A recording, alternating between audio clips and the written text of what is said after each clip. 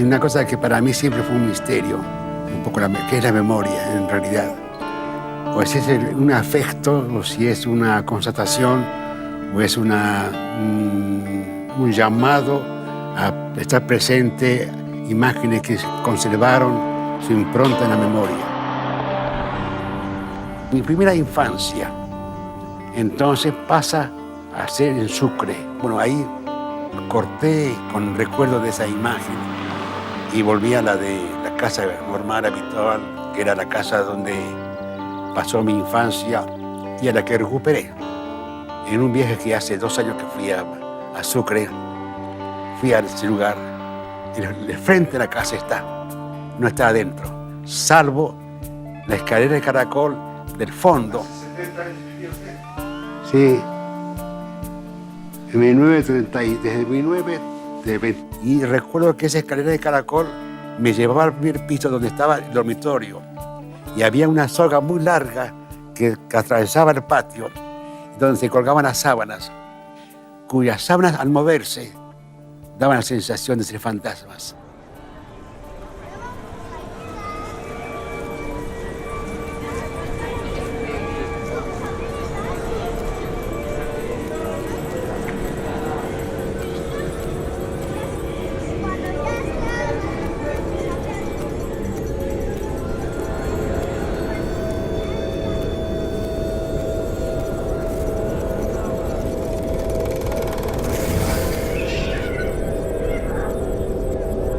Esos son los recuerdos de la primera infancia.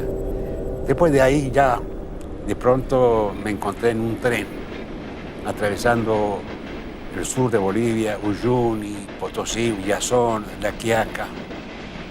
La más inmensa impresión fue que llegando a Retiro, escuchaba ya a la gente, oye, el mar, el mar, el mar.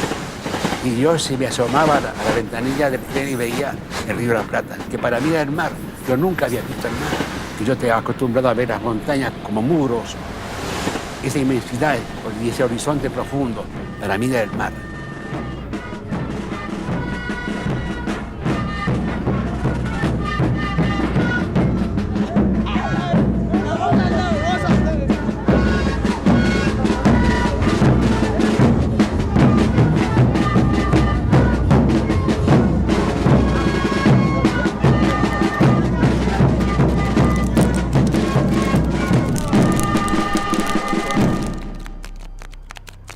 Recién ahora, a mis 40 años, estoy empezando a conocer el trabajo que hizo mi viejo, que por ciertas razones nunca quise conocer.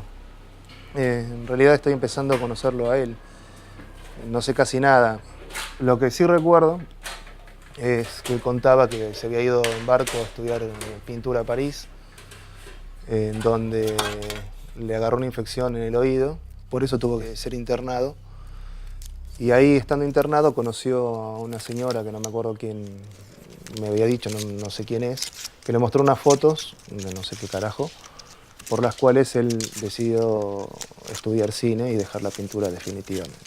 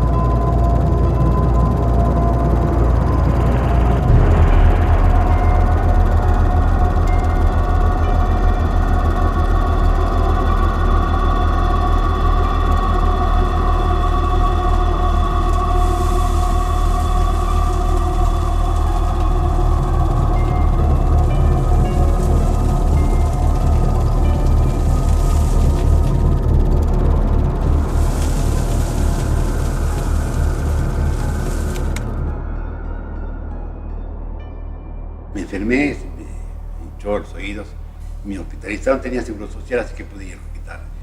Y ahí me hicieron una operación.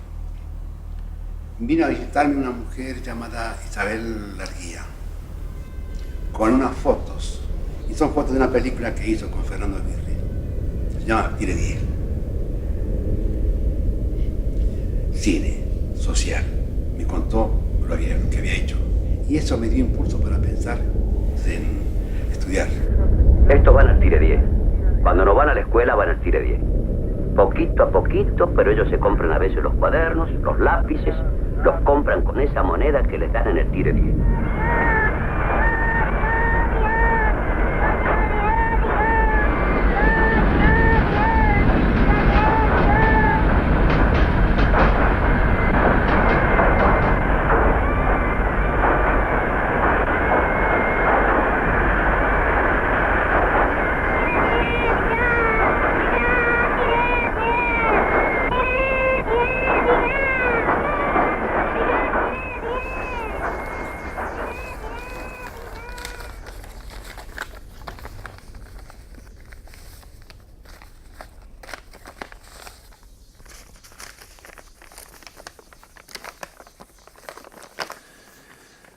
Querido amigo, como tú sabes, me encuentro recuperándome luego de caer enfermo. Creo que la calle esta vez me jugó una mala pasada. Ya he vuelto a casa decidido a estudiar en el Instituto de Cinematografía, el cual ni siquiera sabía que existía hasta hace pocos días. Estoy estudiando francés y álgebra, entre otras cosas, para rendir el ingreso.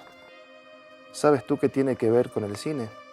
En fin, sacando el tema de mi oído, aquí me encuentro bien, pero quisiera saber cómo están allí en Argentina.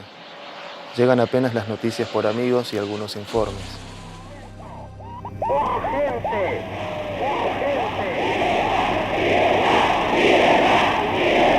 El mandato de la Revolución Libertadora me ha confiado. He sabido que la situación no ha mejorado mucho desde que me fui. La cosa sigue jodida. Despidos, fábricas paradas, prohibiciones y otras cosas más. Fíjate que paso muchas horas en el barrio latino de París. Mantenemos largas charlas entre compañeros del continente. Discutimos bastante, pero nadie sabe con exactitud lo que pasa día a día en nuestros pueblos. Solo la vivencia cotidiana puede darnos esa perspectiva acabada de lo que nos está pasando y por qué. Yo sé tú me podrías informar al respecto, echar algo de luz en esta maraña que es la vida misma. Envíale un abrazo a tu mujer. Au revoir, Humberto Ríos.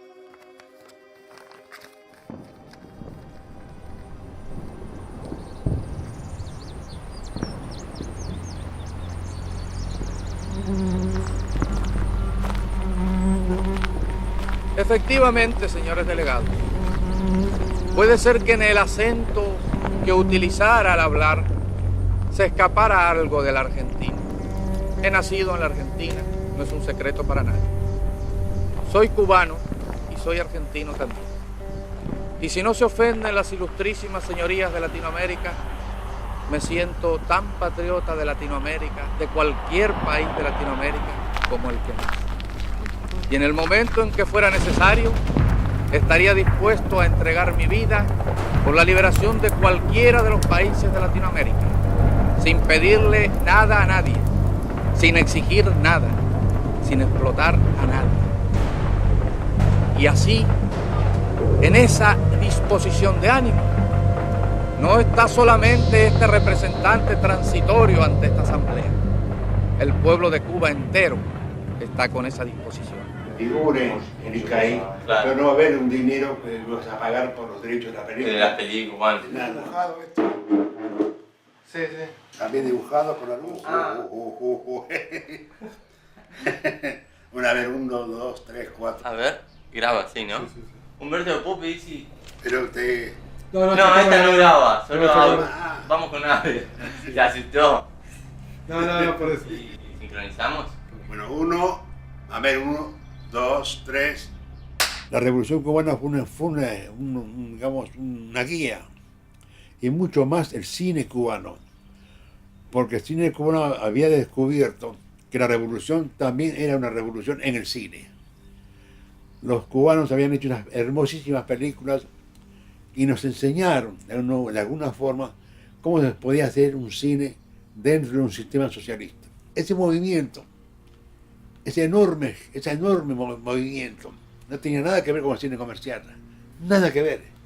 El que movió, sacudió las estructuras de un cine adocenado, comercial, de entretenimiento, puro entretenimiento, de evasión, fue el cine latinoamericano militante.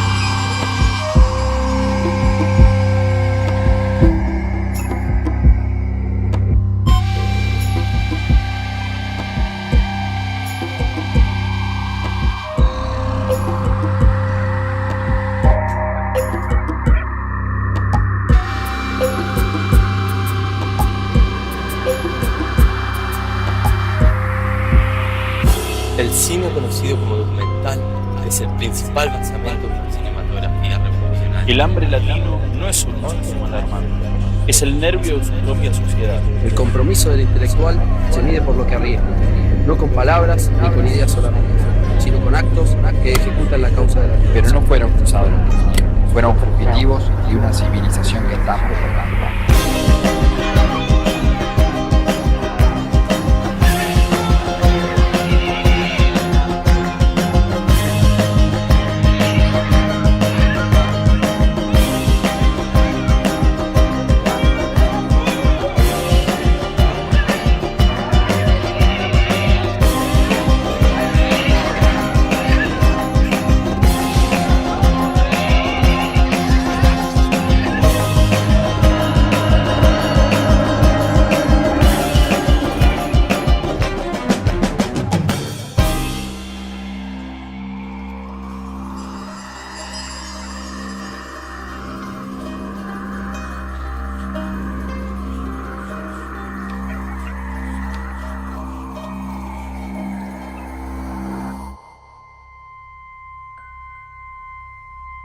Y ahí se iluminó la cabeza de muchos, dijeron, bueno, vamos a ver. Y se formalizó la llamada al encuentro de Viña del Mar del 67 al cine latinoamericano, a los cineastas latinoamericanos. Y finalmente, cuando se terminó ese primer encuentro, que fue un encuentro muy importante porque se tiraron las bases de lo que sería el futuro cine latinoamericano y después el nuevo cine latinoamericano, respecto de los proyectos que teníamos cada quien en el pecho, correspondiente a un cine que tiene que verse hacia sí mismo. Cuando se hizo el segundo encuentro en 69, ya había pasado mucho tiempo después del 67, y ahí sí se formalizó un encuentro realmente rico en cuanto a propuestas estéticas y éticas.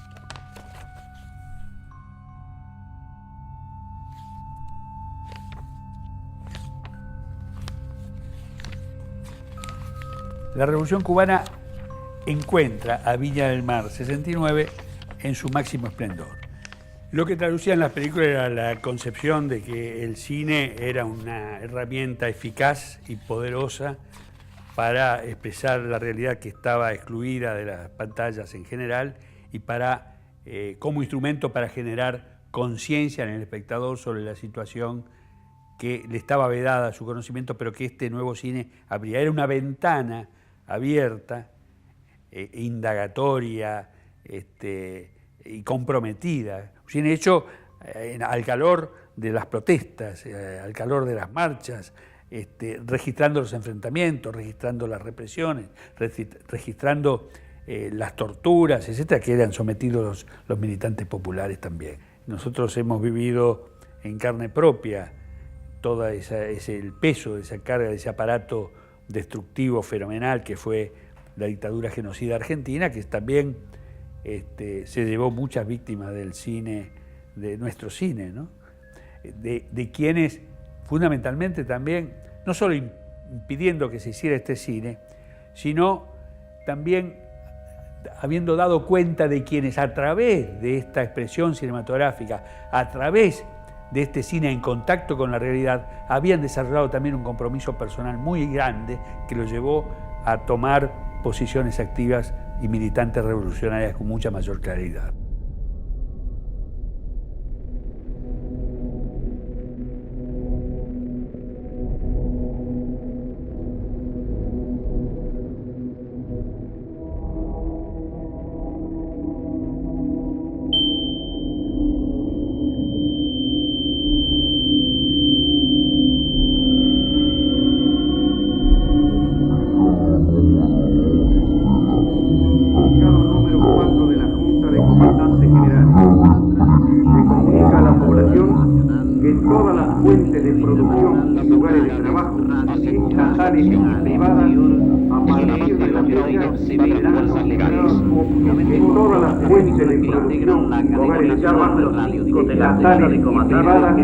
A partir de la fecha, comunica a la población que queda prohibida la navegación de buques, embarcaciones deportivas, de pasajeros o de cualquier otra embarcación en los ríos, quedando toda persona que viole la presencia armada y la presa a la violación de la queda prohibida la navegación de buques, embarcaciones deportivas, de la persona que viole bajo el control operacional de la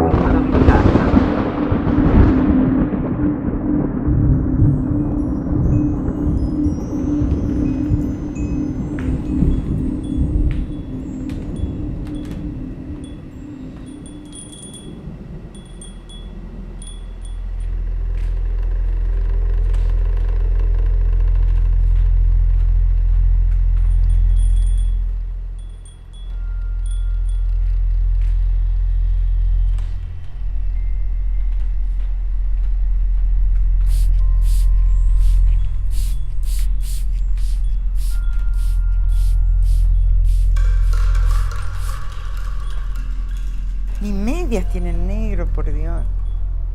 Ni camisa tampoco.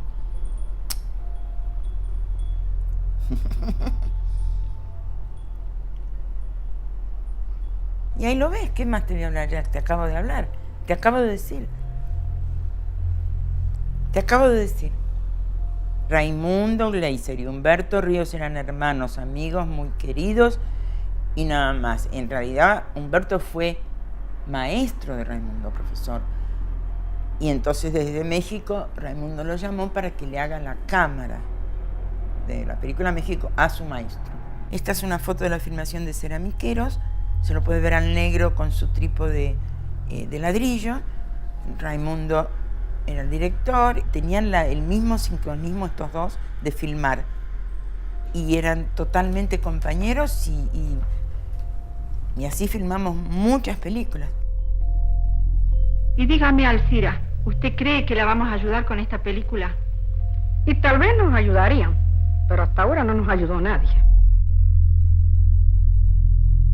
Yo hoy veo imágenes de Raimundo y hoy estoy viendo a Raimundo.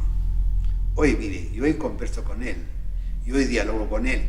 Y cuando veo y repito de ver la película México, en cada momento recuerdo cómo pusimos la cámara, qué nos dijimos en ese instante, cuál fue el enojo, la puteada o el halago que en ese momento surgió al poner esa cámara, cuál fue el momento en el cual dejamos la cámara, cuándo fue el momento en que me caí con la cámara, cuándo fue el momento en que él retomó la cámara, cuándo fue el momento en que me equivoqué de diafragma.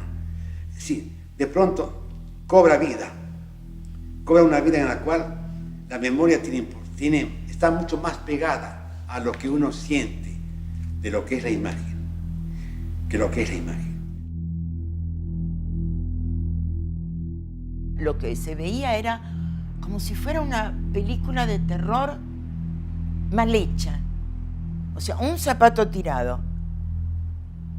Como una puesta en escena demasiado cruda, la realidad. Un zapato tirado, no dos, uno. No sé por qué te dan ¿entendés? Es como si lo hubieran reventado, o sea, ahí el zapato. La alfombra no estaba, uno piensa, lo enrollaron en la alfombra. Con Greta empezamos a recoger y poner, porque tiraron todo, menos las películas. Porque los rollos de 16, pesados, habrán dicho, ¿qué es esto? Y el otro burro, ladrón, sorete, asqueroso, le habrá dicho, yo no sé, ¿qué valor tendrá? Entonces el otro se llevaron los discos, el tocadiscos, las cosas que podían vender los ladrones, que ellos ocuparon entre 10 o 15 de hacer esta barbarie. El día que desaparece Raimundo es bien particular, bien extraño, porque yo recuerdo, nos habíamos citado a las 10 de la mañana, yo tenía que ir a su casa. Para charlar, para ajustar algunas cosas, habíamos discutido unos días antes bastante, entonces dije, bueno, dejémonos de joder, vamos a encontrarnos tal día y qué sé yo. Y yo tenía otra tarea que hacer en la casa, que era fotografiar un material político que mandábamos al exterior para que se publique en el exterior. Y se me hizo tarde. Entonces yo tenía que estar a las 10 de la mañana en su casa y dije, lo voy a llamar para decirle que voy a llegar un poquito tarde. No tenía teléfono yo, fui al teléfono del bar de la esquina y no me contesta. Y esa cosa de la supervivencia que uno tiene, de esa condición que nos daba la clandestinidad, de ser siempre tan precavidos, y algo me dijo, no vayas, Nerio. No sabía por qué, pero dije, no puede ser que no responda.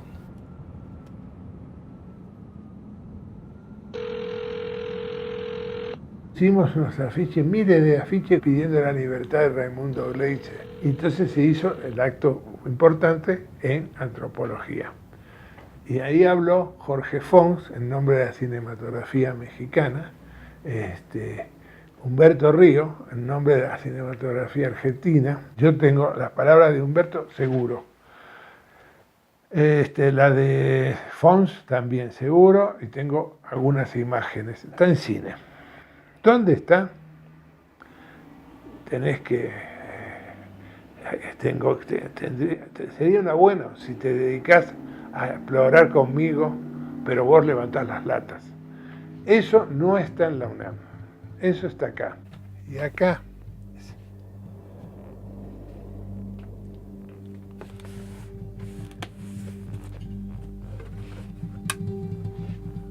Acá tiene que estar.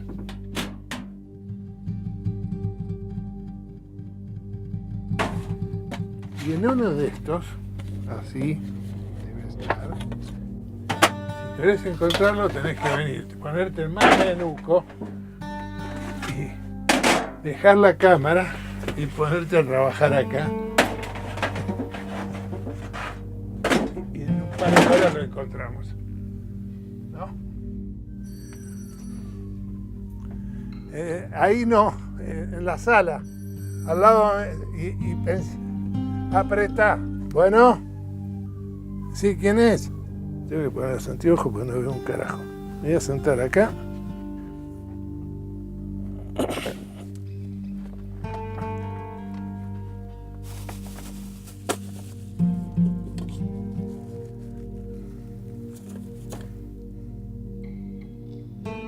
Bananera, Nicaragua. Uruguay. Asturias. Material gráfico Uruguay. Chile.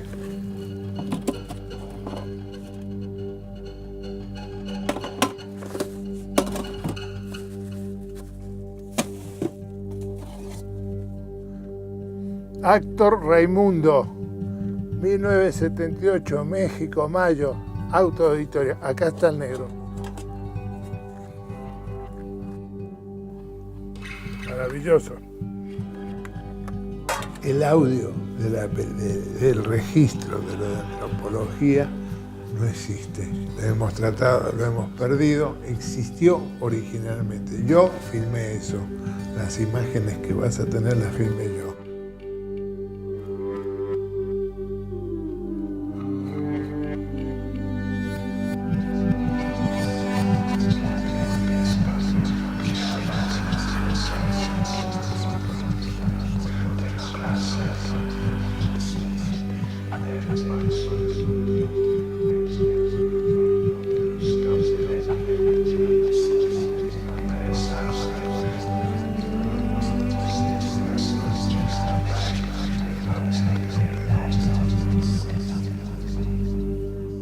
Esta carta se le escribió a mi viejo desde México para recordar a Raimundo en el 82.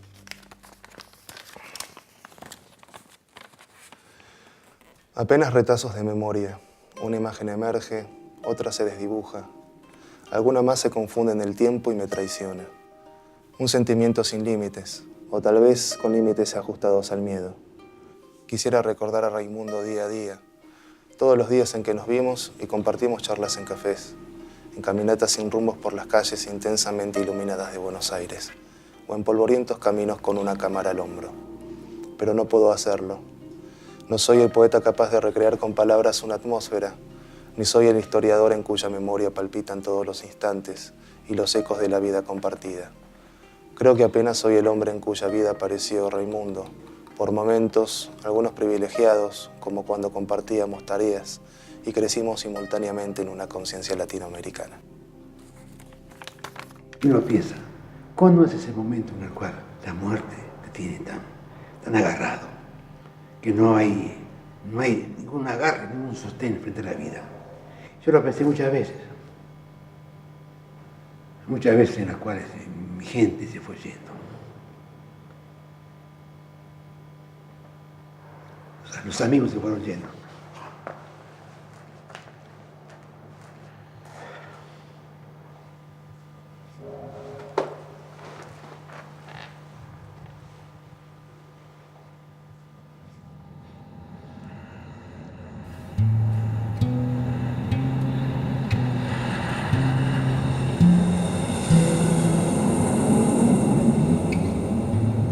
Humberto, te agradecemos mucho tu tiempo, la comunicación, de poder contarnos un poco más acerca de este 27 de mayo, Día del Documentalista, en homenaje a Raimundo Gleiser. Y bueno, si querés, en otro momento te llamamos para preguntarte cómo está el documental argentino en el día de hoy, ¿te parece? Bueno, me quisiera agregar algo. Sí. El día de hoy es el homenaje al documentalista, el homenaje a Raimundo Gleiser. Pero no hay que olvidar que hay otros documentalistas que también desaparecieron, también fueron muertos. El caso de Cedrón, el caso de Enrique Juárez, son también documentalistas que fueron secuestrados y fueron muertos. Así que el homenaje a Raimundo se extiende a toda esa generación de audaces cineastas que de algún modo respondían con su acto civil ante una sociedad injusta que estaba viviendo. La imagen y la memoria de Raimundo flota en todo el ámbito latinoamericano y sobre todo en Argentina, pero también están presentes Enrique Juárez y Jorge Cedrón. Muchas gracias, Humberto. Adiós, mucha suerte.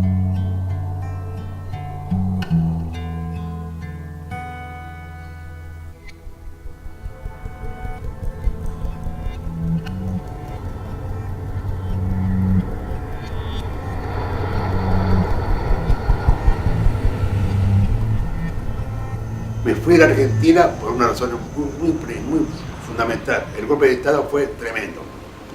Pero además la desaparición de mis amigos.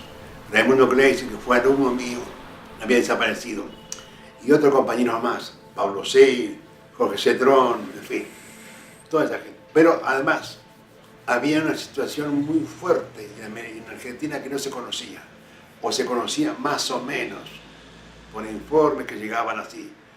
Pero cuando llegó Laura Bonaparte a México y me enteré de lo que había sufrido, hice una película, lógicamente, digamos, haciendo un reportaje a Laura, pero al mismo tiempo mostrando y demostrando lo que sucedía en Argentina por primera vez. Y ese material fue un material militante.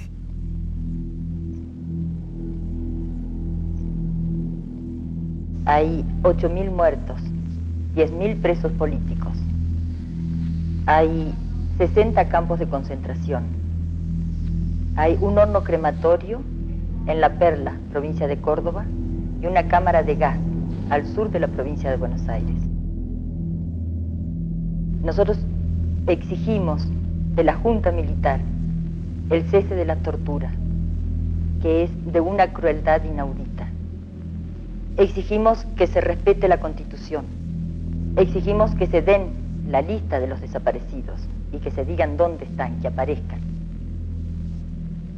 Y también exigimos que se nos digan dónde están nuestros muertos. Normalmente uno tiene la imagen de la huelga de hambre como seria, severa, grave. Y porque, digo, estábamos en un momento político en Argentina donde la dictadura estaba en su máximo esplendor y lo que tratábamos era de que la solidaridad internacional ayudara a acabar con eso. Y luchábamos por una justicia social en Argentina. No, el exilio era la continuidad de la lucha y la posibilidad de seguir haciendo cosas en el exterior, que era la única forma que teníamos de apoyar a lo que estaba pasando allá. Llegamos a México en el año 76 y ya Roma I funcionaba. Era el COSPA, era la Casa de Solidaridad con el Pueblo Argentino y era el lugar donde llegábamos los que no sabíamos a dónde íbamos a parar. Llegábamos a México, que era un país totalmente desconocido y que en algunos casos no había contactos. Esta es Londres. Esta carta es del 17 de julio, de las últimas cartas del Negrito. Querida Marta, yo no sé si seguiré viajando. De esta manera sigo sin recordar ese lugar, pues el que siempre frecuenté desde que llegamos a México fue el local de la calle Roma I. Sábado tras sábado se hicieron actos de exilio en distintos lugares, pero los emblemáticos fueron el de Roma I. Luego el COSPA se mudó a la colonia Florida y ahí velamos a Rodolfo y a Cámpora. Pues creo más que nada que es un desafío a la memoria a la que estamos jugando.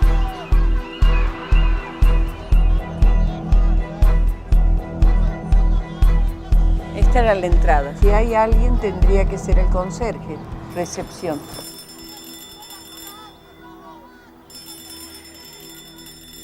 Este es el velorio de Cámpora. Llegó a México muy enfermo. Lo velaron en la otra casa argentina, en el CAS. Te preguntarás por qué hubo dos casas argentinas.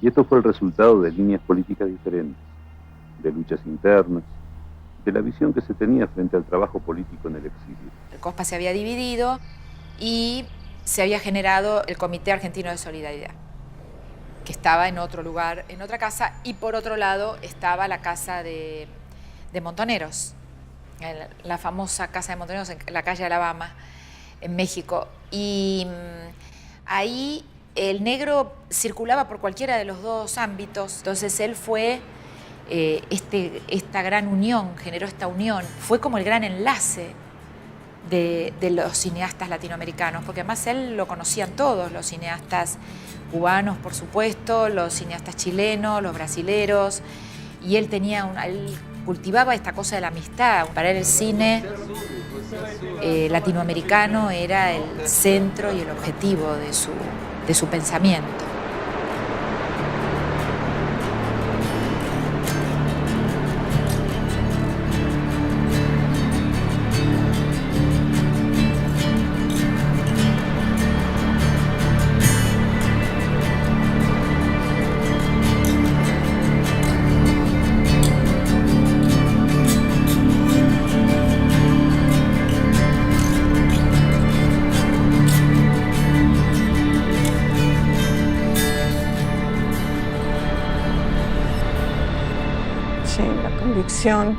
La integridad,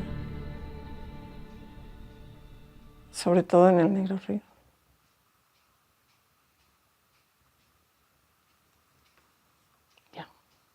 Él llega junto con otras personas y gente de cine de Argentina huyendo de este momento terrible de la dictadura. Habíamos recibido ya gente de cine, de Chile, también Glauber Rocha, que estuvo exiliado aquí. En fin, teníamos como una red de gente de cine, ¿no? A partir del nuevo cine latinoamericano, además nos conocíamos. Efectivamente, ese México que nace a partir de Lázaro Cárdenas. abierto a recibir a todos, y sobre todo a los perseguidos políticos. Es el México que yo quiero. Ahora nos hemos vuelto los perros rabiosos de los gringos con los migrantes. Y es una pena espantosa.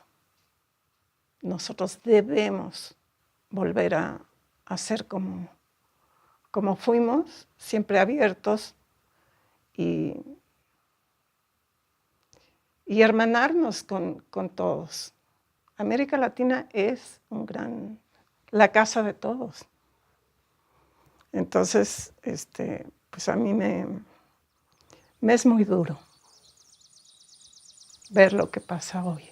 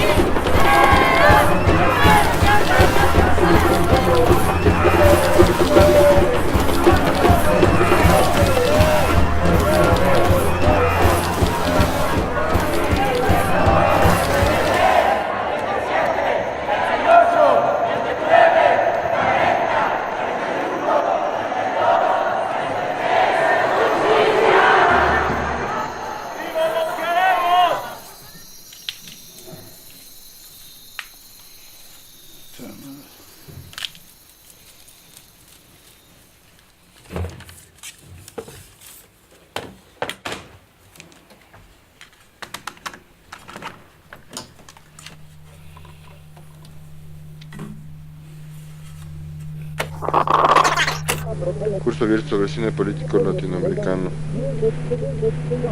Junio 30. Corresponde al país Bolivia.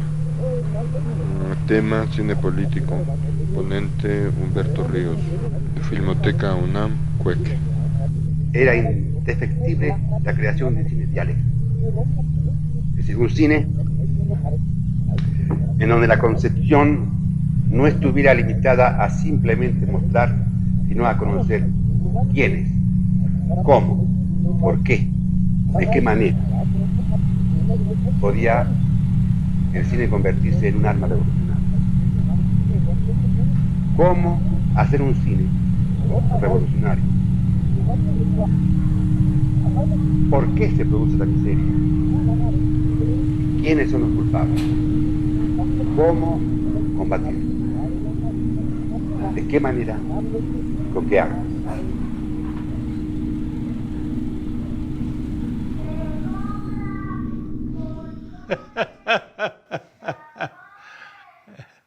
A cualquier hora.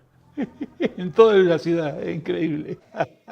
Esos son como los de los tamales. México lo ató para siempre. Al negro lo marcó más que toda la historia de París, más que toda la historia de sus vínculos con Europa. México lo marcó para siempre, al negro. Para siempre. Y desde México a América Latina, ¿no? Porque de alguna manera también los que vinimos a México fue otro faro, fue otra forma de subirse a ver el panorama de lo que era Centroamérica. Nos tocó todo el movimiento revolucionario de Centroamérica. Ese vínculo con la realidad de América Latina fue decisivo e importante para los que nos quedamos y para los que volvieron. Y creo que nos enriqueció. Era él era eso, porque además era un hombre que sentía tanta alegría, por eso tenía la cámara. A cada lugar que iba estaba con la cámara, ¿no es cierto? Quería dejar registro de todo, ¿no? Permanentemente estaba viviendo por y para el cine. Él era una cámara, era un ser increíble.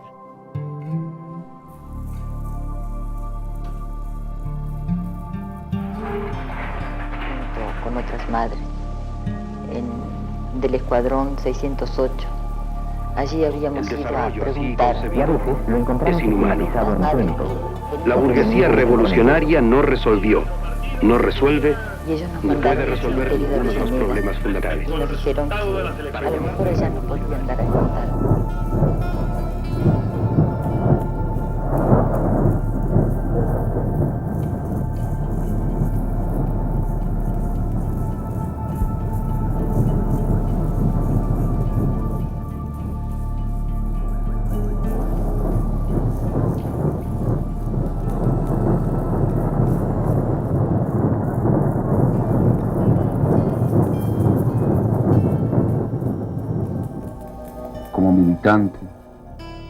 Hay algo que me falta y en eso están mis calles, mi gente, la relación directa con mi pueblo, las sensaciones, las experiencias, y todo eso confluye para que yo tenga que estar allá, porque creo que es mi obligación regresar.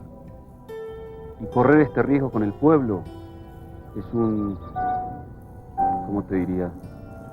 Es un privilegio para un hombre comprometido. Pizarra. Maqueta final. Corte.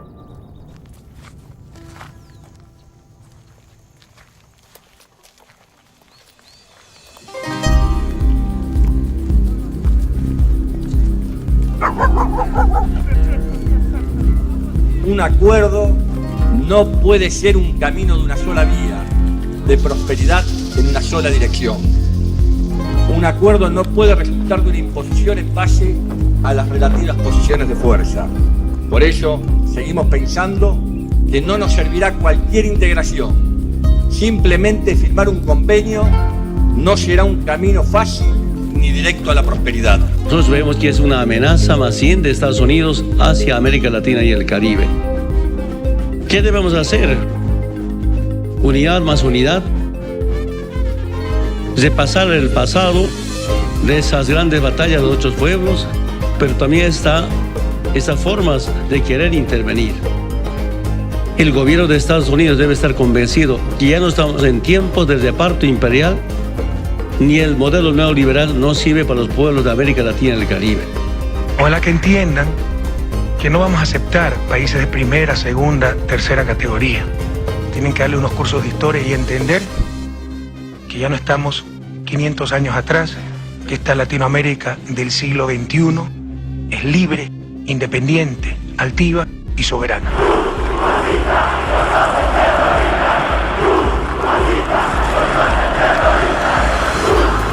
Cuando haya un nuevo gobierno en Estados Unidos, mandaremos un embajador.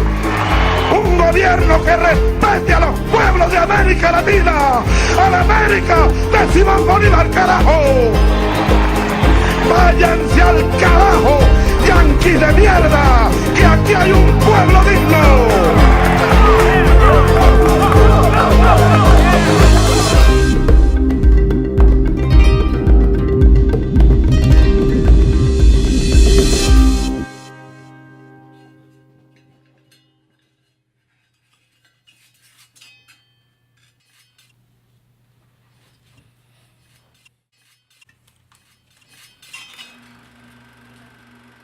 No es el aparato sindical o el aparato productivo de Hollywood o de cualquier producción comercial.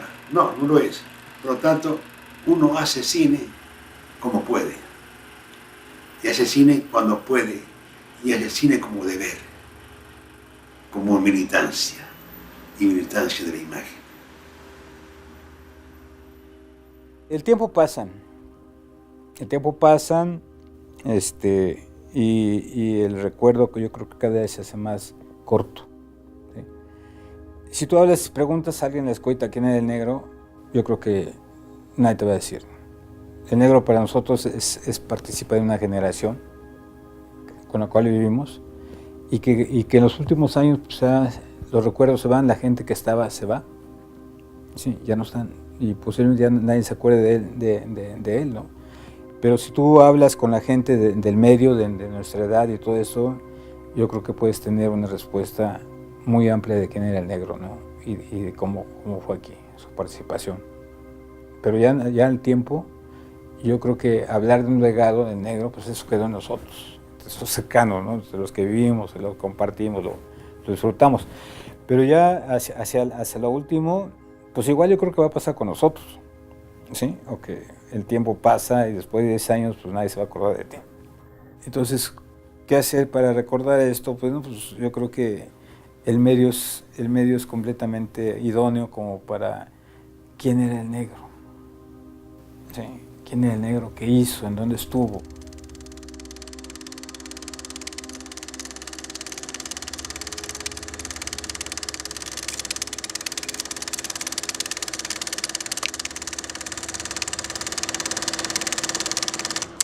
Lo que Humberto Río proponía es ser coherente y estar comprometido con lo que documentabas, ¿no? Y que finalmente cualquier documental que hicieras se iba a ver el compromiso, tanto ideológico, político como social, del realizador. Entonces, es parte, pues, de la formación y la historia de América Latina, ¿no? Creo yo. Las concepciones del documental por Humberto Ríos. Entiendo el cine documental como aquel que permite captar realidades complejas, analizarlas y develar el rostro de situaciones siempre ocultas. Tras de la maraña de informaciones tergiversantes proporcionadas por los grandes centros de comunicación. Alineados con los intereses de las grandes potencias imperialistas. De modo dominante, la necesidad de saber y de conocer de nuestros pueblos y de los pueblos de muchos otros países ha sido satisfecha, salvo escasas excepciones, por grandes medios de comunicación, dedicados a enmascarar las verdaderas causas de los problemas sociales. El carácter reiterativo de estas imágenes provoca una suerte de acostumbramiento ante el horror. Pero este dominio de la imagen no es absoluto. Existen posibilidades para que, muy lentamente, los elementos subyacentes de un documento emerjan hasta alcanzar la luz. Ayudados por la contradicción implícita del vehículo ideológico y la imagen supuestamente objetiva. Y, en particular, por el esfuerzo de periodistas y cineastas honestos, dedicados intensamente a realizar una tarea de contrainformación. Información dominante y contrainformación desencadenan una guerra de las imágenes. En la que todos los que buscan y registran y los que son espectadores están inmersos jugando día a día sus conciencias. El cine documental permite examinar la realidad desde una óptica solidaria, sobre acontecimientos de los que solo tenemos conocimiento fragmentario. Casi siempre parcial, que por eso mismo limita nuestra capacidad de comprender esa realidad y de actuar en ella transformándola.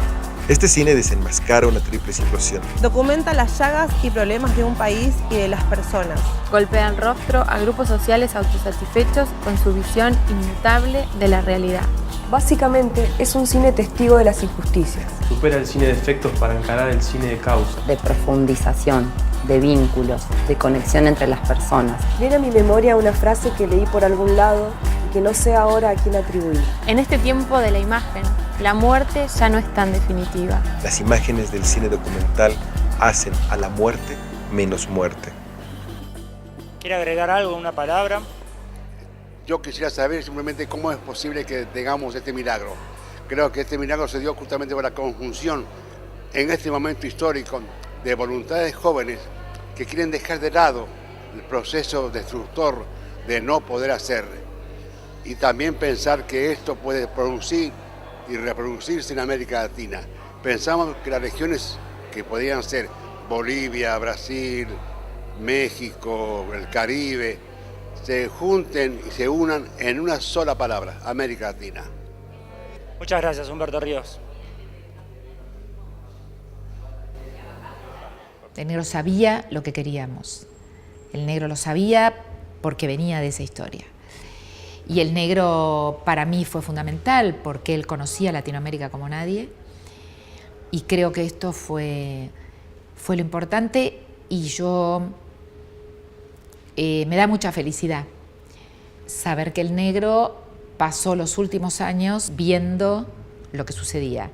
Era lo que deseó toda su vida y ver a tantos jóvenes produciendo y ver las imágenes de Latinoamérica plasmadas en las pantallas fue para él una felicidad.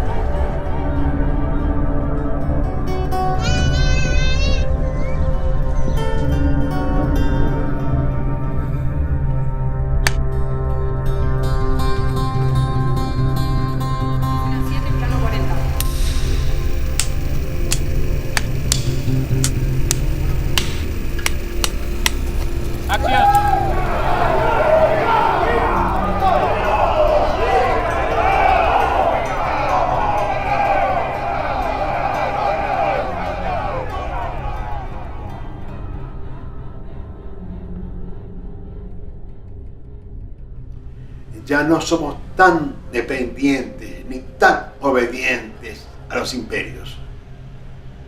Ellos cumplieron su papel histórico, dominantes, algunos genocidas y algunos complotantes. Ya está. Nos toca a nosotros ser quienes somos en el futuro. Somos seres de pie, somos seres que tienen la piel curtida por la lucha, somos seres que merecen todo el respeto. Y un cineasta, hoy por hoy, que esté estudiando en el cine, que esté estudiando en escuelas, tiene que ver la historia. Es casi obligatorio que tienen que verlo porque tienen que conocer. Es como conocer a sus padres o desconocerlos. Y en base a eso, tomar el rumbo que crean necesario para no traicionar viejos ideales y a su vez crear nuevos valores que tiene que ver con la posibilidad de dignificar al ser humano latinoamericano. Nos sentimos latinoamericanos no porque estemos viviendo acá. Nos podemos sentir latinoamericanos por el hecho de poder poner todo el esfuerzo posible para crear esta patria. Y en ese sentido, los jóvenes tienen una obligación ineludible. No digo que tengan que hacer un cine de batalla, un cine militante de una fracción política.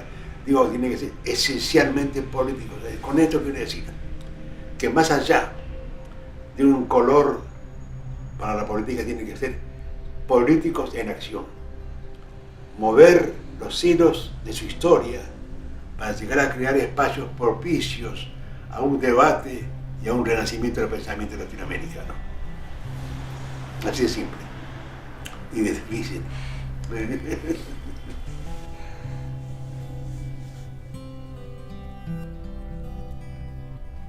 Va. Ahí también tomaste. Y ya que estaba para desaprovechar.